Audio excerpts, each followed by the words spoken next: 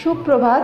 তোমাদের সামনে আজকে আমি অনেক দিন পরে একটি ব্লগ নিয়ে এলাম। মনের কিছু কথা শেয়ার করব, সেরকম কিছুই না। তো দেখো, এই তুলোভাষা মেঘ নিয়ে আমি কিন্তু তোমাদের সাথে ব্লগটা শুরু করলাম। মানে খুবই সুন্দর প্রকৃতির একটা দৃশ্য আর কি। পুজো আসা মানেই কিন্তু এইরকম মেঘের অবস্থা হয়ে যায়। তো আমি একটু বাইরে দাঁড়িয়ে একটু মেঘ টেঘ দেখে নেওয়ার পর চলে এলাম এই বাসন কটা ধুয়ে নিতে। মানে সকালের কাজ হয়ে গেছিলো, চা তারপরে ছাতুর পরোটা বানিয়েছিলাম, সেটাও কিন্তু খাওয়া হয়ে গেছে। এখন এই যে একটু ধুয়ে টুয়ে নিচ্ছি বাসনপত্রগুলো, তো সেগুলো একটু ভাবলাম তোমাদের সাথে শেয়ার করি। তো সেই শেয়ার করছি চায়ের বাসন আর ওই খাওয়ার বাসন। তো আজকে তো শনিবার, সেই রকম কিছুই হবে না, নিরামিষ। তো সেইগুলো তোমাদের টুকিটাকি কিছু শেয়ার করব, আর কিছু কথা বলবো যেইগুলো আমার মনে হয়, জানি না আর কার মনে হয়, তবে কিন্তু আমার মনে হয়। কি বলো তো কথাগুলো হচ্ছে, জানি না কেন হঠাৎ করে আমার সাথে এই জিনিসগুলো ঘটে। মানে কোনো কিছু ধরো একটা ভালো মন্দ হচ্ছে গিয়ে কিনলাম, বা ভালো মন্দ কিনলাম না, মানে মনে ভাবি যে হ্যাঁ এরকম একটা ভালো লাইফস্টাইলে বাঁচবো, বা কী বলবো, আরও ভালোভাবে কিভাবে জীবন যাপন করতে পারবো, এই সব চিন্তা ভাবনাগুলো যখন করি, তখন না কেমন জানি মনে হয় যে কি হবে এইগুলো করে, কিছুই তো যাবে না সাথে। কি যাবে সাথে? কিছুই যাবে না সাথে। যাবে শুধু কি কর্ম করেছি সেই কর্মগুলোই সাথে যাবে, আর কিচ্ছু যাবে না। যদি কিছু ভুল করি, যদি কিছু মানে কারোর সাথে খারাপ করি বা ভালো করি, সেইগুলোই যাবে, আর তো কিছু যাবে না। তো এত ভালো মতো করে বাঁচার বা হচ্ছে গিয়ে মানুষকে দেখিয়ে সব কিছু করার কি মানে কোনো যায় আসে? এই জিনিসগুলো আমার মনের ভিতরে আসে। বা এই যে আমার সত্যি বলতে আমিষ জাতীয় খাবার খেতে মোটেই ইচ্ছে হয় না, কিন্তু ওই যে পরিবারের তাদের তো কথা মাথায় রাখতে হবে না। মেন আমার মেয়েটা মাঝে মধ্যে খেতে চায়, তো তখন আর কি করতেই হয়। নয়তো কিন্তু একদম খেতে গেলেই না আমার কেমন একটা মনের ভেতরে লাগে যে একটা প্রাণীকে হত্যা করে নিজেদের স্বাচ্ছন্দ্য পূরণ করছি, এই জিনিসটা মনে হয়। যাতে নিজেদের স্বাদ এসব মানে স্বাদের জন্য একটা প্রাণীকে হত্যা করছি। এদিকে আবার গোমাতাকে আমরা মানে পুজো করছি, ঠাকুর করছি, কিন্তু প্রত্যেকটা প্রাণীর মধ্যেই কিন্তু ভগবানের বাস আছে।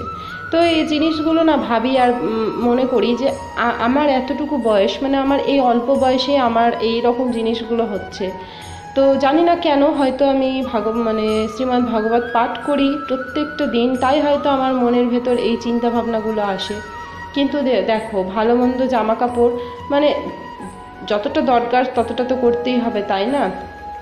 এই জন্যে আমি মানে ডেলি ব্লগ বা এই সমস্ত কিছু করা ছেড়ে দিয়েছি। কি লোককে দেখাবো? লোক দেখিয়ে কিছু হবে কি? কিচ্ছু হবে না। আমি যেইভাবে জীবনযাপন করছি, আমার গোপলুকে নিয়ে আমি ভালো মতো থাকি, আর এটুকুই চাইবো। তার থেকে খুব বেশি চাইবো না যে আমি আহামরি একদম বিশাল একটা আমার অবস্থা হোক, আমি সেই রকম চাই না। হ্যাঁ, যাতে ভালো মতো মানে খেয়ে পড়ে বাঁচতে পারি, এইটুকুই চাই। আর সোনা মাকে নিয়ে যাতে আমি ভালো মতো থাকতে পারি, এই আর কি চাই, আর সেরকম কিছু চাই না। তো এইগুলো আমার মনের ভেতরে আসে, আমি তবুও তোমাদের ঠিক মতো প্রকাশ করতে পারলাম না। আমার মনের ভেতরটাই শুধু জানে যে এইগুলো আমার মনের মধ্যে কি আসে। ভাবি, আবার তারপরে ভাবি যে না, মেয়েটাকে একটু ভালো জামা কাপড় দিই, নিজেরা একটু ভালো জামা কাপড় পরি। দেখো, সময়ের সাথে বা সমাজের সাথে মানে সমাজের সাথে চলতে গেলে এইটুকু একটু করতেই হবে, তাই না? একদম তো ছেঁড়া ফাটা জামা কাপড় পরে থাকা চলবে না। তো এই আর কি বলার ছিল, জানি না কার মনে কতটা কি আসে। তো এই দেখো, বকবক করতে করতে আমার রান্না বান্না হয়ে গেল, স্নান পুজো এইবারে করতে বসেছি। তো আজকে একটু কি করেছি বলো তো, আগে রান্না বান্নাটা করে নিয়েছি, কিন্তু নিয়ম মতো আমি কিন্তু স্নান করেই রান্নাঘরে ঢুকি। মানে স্নান না করে হেসেলে ঢুকতে হয় না যদিও, বা তবু আমি স্নান সেদিন দেখছি সময় আছে, করে নিই ঝটপট করে। তো ওই রান্না করলাম, আর এই তো এবারে পুজো করতে বসে গেছি। রান্না করেছিলাম কি বলো তো, ওই গ্যাদাল পাতা বলে যে, সেই পাতার আর কি ঝোল। এমনি আমাদের সকলেরই একটু ঠান্ডা, শরীর খারাপ, মুখের স্বাদটা ফেরানোর জন্য এই সব রান্নাবান্না করা।